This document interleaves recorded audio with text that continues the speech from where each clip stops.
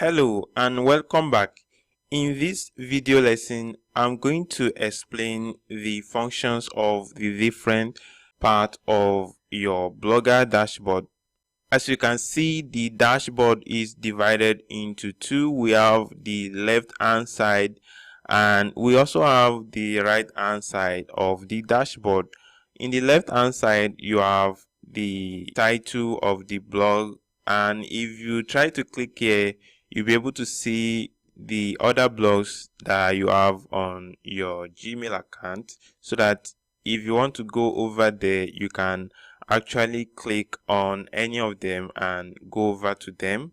Okay, and then after that, over here you have create new posts. If you want to create a new post for your blog, right now we don't have any post on the blog. If you want to do that, all we have to do is come over here and click on create new post. Then over here, if you click here, you'll be able to see the list of posts you already have on your blog. And in the start section, you'll be able to see the number of people that are visiting your blog daily, weekly, monthly, and yearly. And right now this blog is still new, so there is not going to be any statistic. The next menu is the comment section. Once we start our blog and people have started dropping comments into our blog, we'll be able to moderate the comment over here, delete comment, approve comment, and all those sort of things. So also in the earning section, you'll be able to see the amount of money your blog has made for a particular period of time via Google Adsense.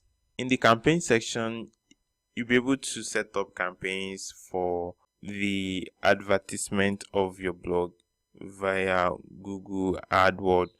Also in the page section, you'll be able to create pages. Let's say you want to create about me page, your privacy page, your disclaimer page, your contact me page, and other pages. In the layout, you'll be able to edit the look and the feel of your blogger blog, probably your fonts, the color you want to use. You'll be able to customize the blog as well.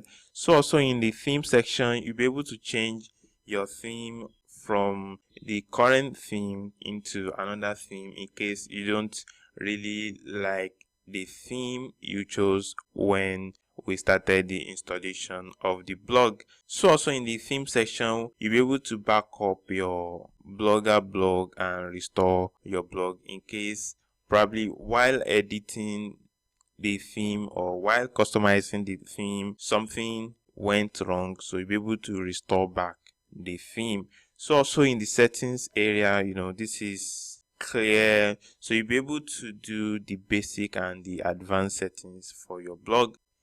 In the reading list, you'll be able to see the list of blogs that are associated with your current Gmail account. If we come to the right hand section of the Blogger dashboard, right here is going to display all the posts on a blog, and right now we don't have any posts until we have, so nothing is going to be displayed over here.